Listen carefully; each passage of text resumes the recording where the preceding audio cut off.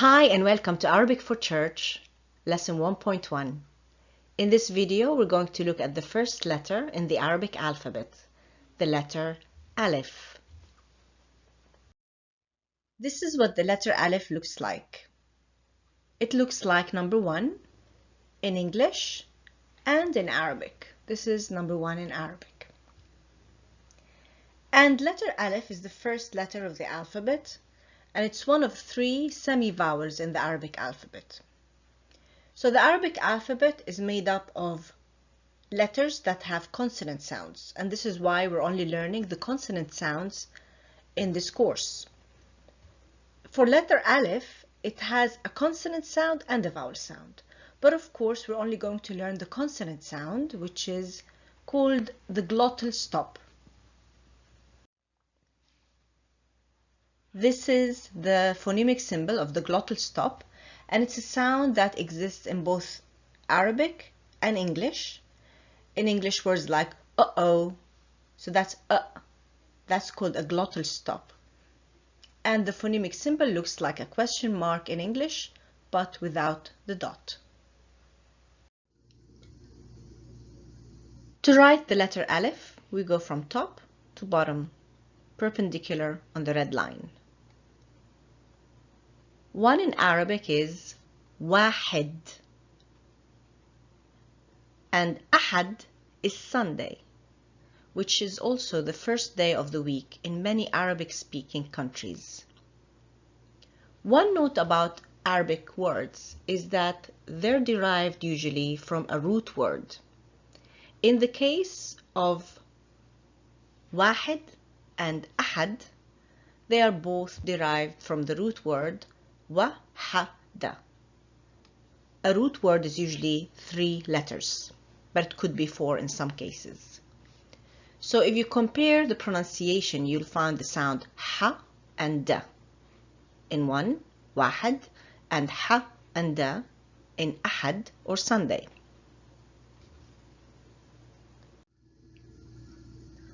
When we write the letter Alif in its isolated form, we go from top to bottom.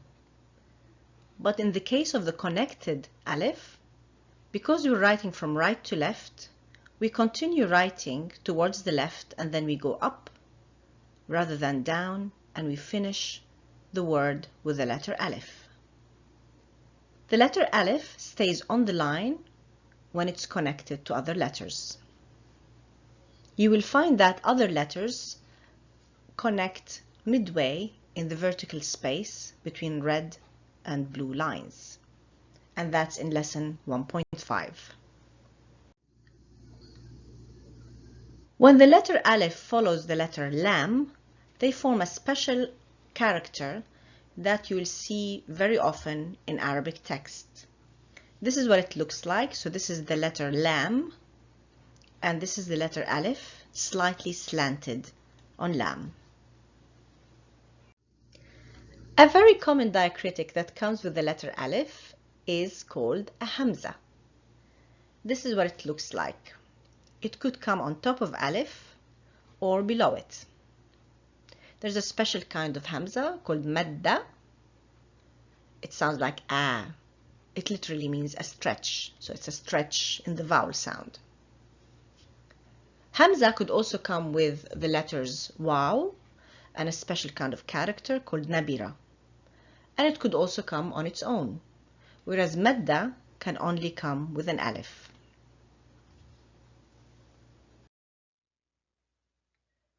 This is a variation of letter Alif. It's called Alif Maqsura. As you can see, it's shaped nothing like Alif. And 2 things you need to know about Alif Maqsura. First of all, it only comes at the end of words, and it only has a vowel sound. As you can see here, the connector of Alif Maqsura is above the line. So Alif is on the line and it connects on the line.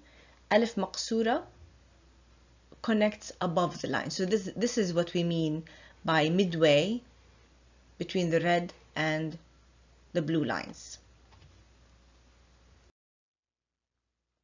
Now let's look at these extracts from Our Father prayer. So this one, Our Father who art in heaven, أبانا الذي في السماوات. Here, there's only one aleph in the final position. You can see it here. And aleph usually at the end of words has the vowel sound, whereas at the beginning of words has the glottal stop, the consonant sound.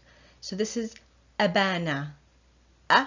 You see, so this is a consonant sound and this is the vowel sound. Let's look at the second one. On earth as it is in heaven, كما في السماء كذلك على الأرض. Here we have one aleph connected in the final position, also with the vowel sound, كما. Here, السماء. Now here you can consider this as the last letter in the word because it's followed by the diacritic hamza.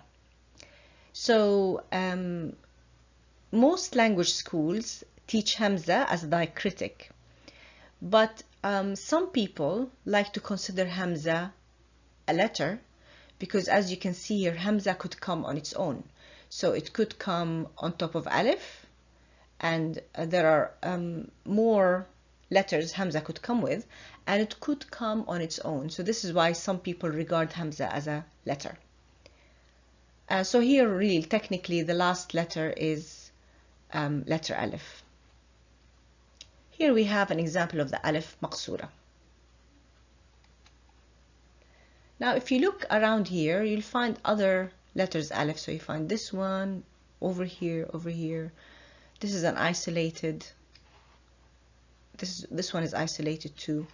And this is the Lam Aleph. You see the shape of it, how it combines to form a new character.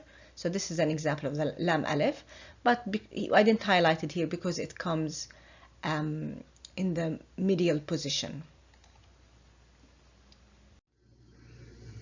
And by learning the letter Aleph, you have officially started your journey to learning the rest of the Arabic alphabet. We have 27 letters to go. Please make sure you do all the exercises and you get a full mark on the quiz before you move on to our next lesson. Lesson 1.2, we're going to cover 3 letters. The letters Ba, Ta, and Tha.